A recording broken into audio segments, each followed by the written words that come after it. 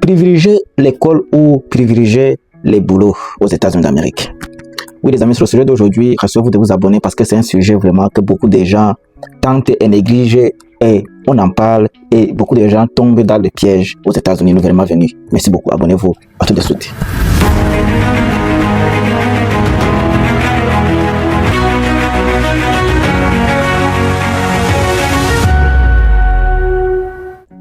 Oui les amis, on va un peu comparer et je vais un peu vous dire mon point de vue par rapport à l'école aux États-Unis où travailler. Quand je dis travailler, c'est faire des boulots sans un diplôme, faire des boulots qui ne demandent pas de diplôme ni de formation quelconque. Quand je dis fréquenter, c'est avoir des formations allant de 2 à 4 ans. Ouais. Alors les amis, vous allez vous demander que oui, gagner de l'argent c'est bien, tu es arrivé, tu travailles, c'est bien. Oui, c'est bien, ça te permet de tenir le coût de ta vie, ça te permet de payer juste des factures. Je ne vais pas vous mentir, on parle cash ici. Ça va te permettre de payer les factures, payer ta maison, ton loyer, payer ta nourriture, payer ton gaz dans le gasoil. C'est tout. Ouais, c'est tout. Tu peux un peu mettre à côté pour tes petites sorties, mais c'est tout. Au maximum, tu vas gagner par an 30 000. Donc, tu vas rouler entre 40 et 30 000 $ l'année. Donc, si tu choisis les petits boulots là, généralement, c'est les warehouses, les entrepôts. Là, on te paye 16, 14, 15 $ l'heure, 20 jusqu'à la limite, je pense que c'est 21 l'heure. Genre les 21 là sont les gars vraiment qui ont déjà fait plus de 5 ans. Chaque année on augmente 0,30, 0,20, certains 0,75 chaque année. Oui, donc tu vas rouler comme ça là. Je pense que à part si tu as une promotion qui peut t'amener jusqu'à 22 $ l'heure, mais je pense pas qu'il y a des gars qui travaillent dans les warehouses sans diplôme qui sont allés jusqu'à 30 ans. Si autrement si vous avez fait tellement d'années et que vous avez une promotion ou bien par des manières bizarres dans l'entrepôt, donc vous recevez une promotion qui vous propulse jusqu'à manager. Là, c'est un cas très isolé. C'est le cas très isolé où vous devenez manager en quittant juste en bas. Comme je disais, ça va vous permettre de payer la maison. Oui, les petites choses, des factures, des voitures, factures, des nourritures, tout ça. Mais si vous voulez vous enjaillir, les amis, parlons d'abord un peu pour celui qui a privilégié l'école, aller faire des formations. Saviez-vous qu'il y a des formations de 2 ans qui peuvent vous donner à l'année entre 80 et 120 000 l'année de dollars, je vous assure, entre 80 000 et 120 000 l'année. Là où on vous paye 35, 40, 41, voire 50 $ l'heure dans le domaine de la médecine, dans le domaine de la santé. Il y a des filières comme la radiologie, les gars qui, je pense que ce sont les gars qui font l'échographie là. C'est 2 ans de formation à l'école. Dès que tu termines, tu commences par un bon salaire. Tu commences d'abord par 80 000 l'année. Oui. Il y a les nurses, les infirmières. C'est 2 ans de formation. 80 000 l'année.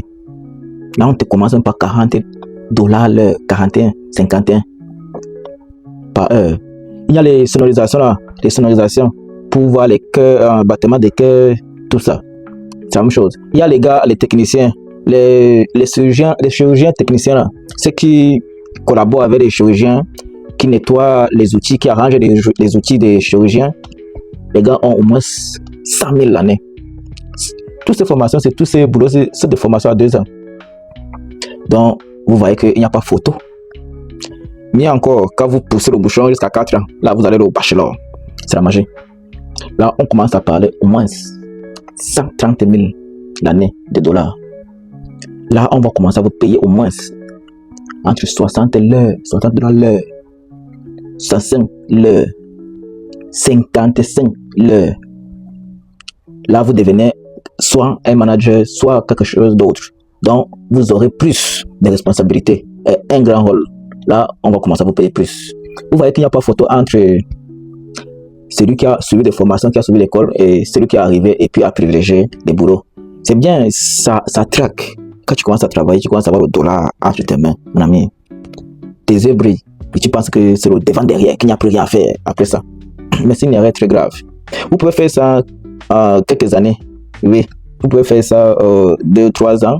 Le fait de vous monter, de garder un peu à côté avant de commencer l'école. Parce que pour prendre l'école full-time, vous pouvez prendre l'école aussi en partant au boulot, en prenant le part-time. Le part-time, c'est le temps partiel, en travail peut-être que 3 jours la semaine, et puis les autres jours, vous partez à l'école.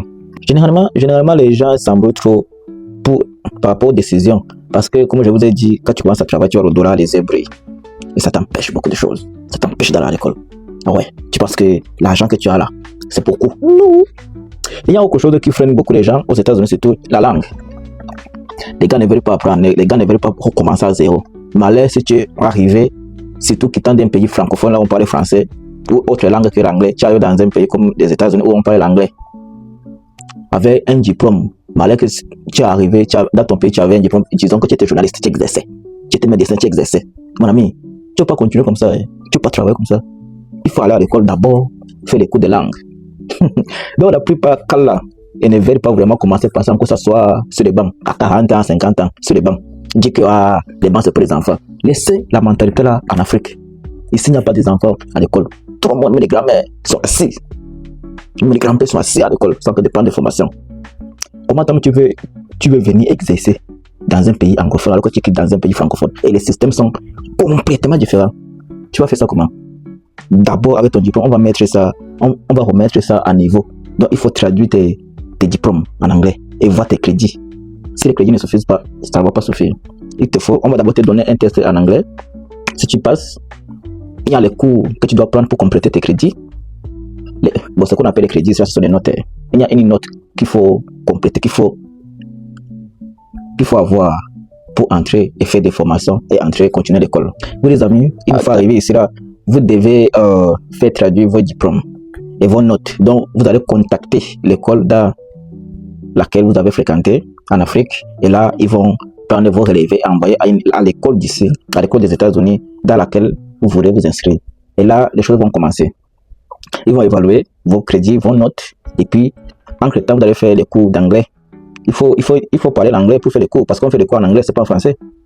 Vous n'êtes plus dans une section francophone, vous êtes dans une section anglophone. On parle anglais. Le pays parle l'anglais, les États-Unis parlent l'anglais. Donc, pour prendre les cours là, pour soigner les gens, ou bien pour faire ton journalisme là, c'est en anglais que tu vas faire désormais. Alors, il faut t'asseoir. Tu dois la carte. Tu te donnes moins 5 ans. Seulement 5 ans d'abord. Tu ne vas pas mentir, c'est moins 5 ans. Pour maîtriser la langue, tu vas passer 5 ans. Si tu finis vite tes cours d'anglais, je te suggère de partir d'où les petits boulots dans les warehouses. Ou bien tu peux prendre un boulot dans la santé. Les petits boulots là, il faut communiquer. Beaucoup de nos frères ont peur de parler, de faire sortir, de faire des fautes. C'est à travers les fautes qu'on apprend. Si tu ne fais pas les fautes, on va te corriger comment?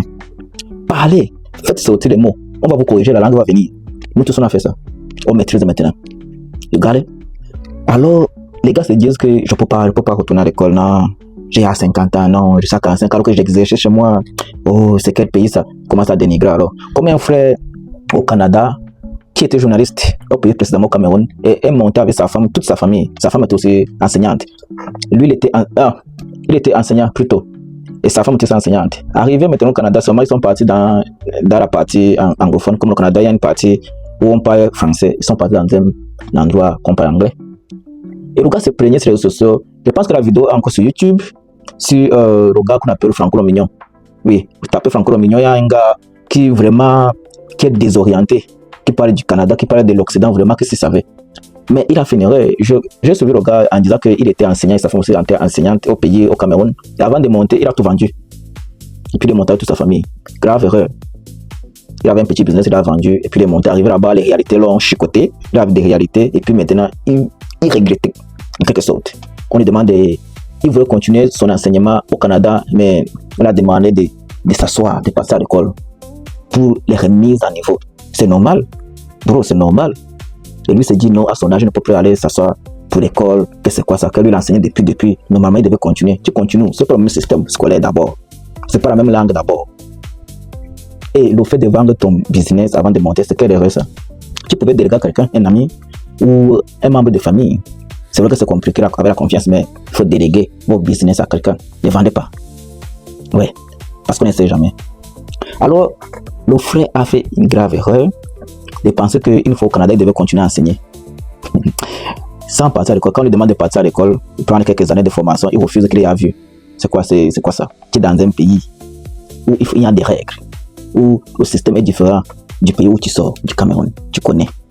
mais tu fais des parties à l'école, t'asseoir pour faire des formations, pour te remettre à niveau par rapport au nouveau système que tu es entré. Alors les amis, beaucoup de gens tombent sur ça à cause de soit la langue, beaucoup sur la langue parce qu'ils ont peur. Faites-vous former les gars en langue, faites-vous former parce que sans langue, vous ne pouvez rien faire aux États-Unis, au Canada. Parce que j'ai suivi aussi un live un jour, le Canada privilégie aussi les gens qui sont bilingues, qui parlent anglais et français. Faites formez-vous en anglais, formez-vous en anglais. Alors les gens tombent dans ça en disant que non, on sait qu'en Afrique, quand tu es déjà dans les 40 ans, tu ne peux plus t'asseoir sur les bancs avec tes petits frères. Mon ami, laissez cette mentalité-là en Afrique. Vous n'êtes plus en Afrique. Vous n'êtes plus en Afrique. Alors, les gars, arrivez ici, travaillez, c'est bien. Gardez à côté. Et puis, allez à l'école, formez-vous. J'ai oublié, il y a aussi les gars qui aiment conduire, là, les conducteurs des camions. C'est aussi un bon truc. Formation de 3 mois. On te forme en 3 mois et puis tu pars en route. Si tu travailles dur, tu vas te retrouver entre 80 000 l'année. Oui. Parce qu'il y a les gars qui ont les 2 000 la semaine. On ne paye pas par heure. Soit on te paye par pourcentage par rapport à la marchandise. Donc, tu portes la valeur de la marchandise. Donc, il y a un pourcentage 25, 30%, 35%, soit 40% de la marchandise dont tu portes. Soit par maille. Maille, c'est pas. On peut dire par kilomètre. On peut te dire 1 kilomètre. On va te payer peut-être 0,75 cents. Donc, 0,75 $, 0,80 $ par kilomètre. Donc, c'est là que les gars gagnent. Par semaine, les gars se retrouvent à 2500, 3000. Le plus petit, c'est 1500 par semaine. Donc, en un mois, les gars se retrouvent entre 6 000 et 10 000 en un mois de dollars. Il y a beaucoup de choses. Et aussi dans les camions, il faut parler la langue. Malheureusement, depuis l'arrivée de Donald Trump, le nouveau président des États-Unis, si tu ne connais pas la langue, tu ne peux plus faire des camions. Tu ne peux plus être chauffeur de camions. Ils ont inséré ça dans des formations. Pourtant, avant, il y a des gars qui ne connaissaient pas dire Good morning, sir. Les gars conduisaient. Mais on s'est rendu compte que la plupart des gars qui font des accidents en route sont ceux qui ne connaissent pas lire les panneaux de signalisation, ceux qui ne peuvent pas s'exprimer en anglais. Alors, Donald Trump a tapé la main sur la table et a dit bon, désormais, l'anglais doit être capital. Règle numéro 1 pour passer et pour avoir ton permis de camion, le CDL. Oui. Donc, les gars, il y a beaucoup, franchement, à faire. Il y a beaucoup de formations qui ne te demandent pas beaucoup de temps comme chauffeur de camion. C'est 3 mois. Il y a à l'hôpital des filières que je vous ai citées. C'est moins de 4 ans. C'est moins de 2 ans. Il y a certains qui sont moins de 2 ans. Et puis c'est bon. Tu commences à toucher le bon argent. Les amis, je vais encore vous dire une réalité due pour les États-Unis. Les États-Unis d'Amérique privilégient beaucoup des gens qui sont en couple, dont des familles. Oui. Parce que quand tu es célibataire, mon ami, au boulot d'abord, les gars vont te charger. Chaque chèque qu'on te donne chaque semaine, les gars te coupent les taxes. Comme si les gars se disent que quand tu es célibataire, tu n'as pas de charge. Donc l'État récupère bien même. Bien. Pourtant, quand vous êtes en couple, quand vous êtes marié, l'État ne vous charge pas beaucoup.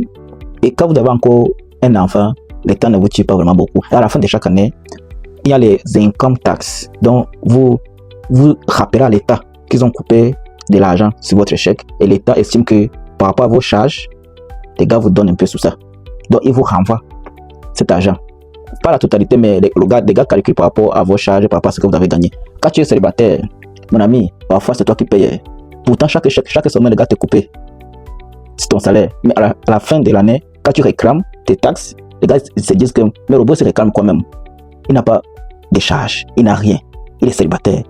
Les gars te chargent encore, tu payes. Pourtant, quand tu es célibataire, quand tu es marié avec des enfants, mon ami, chaque enfant c'est au moins 5 000 $. Les gars favorisent les couples.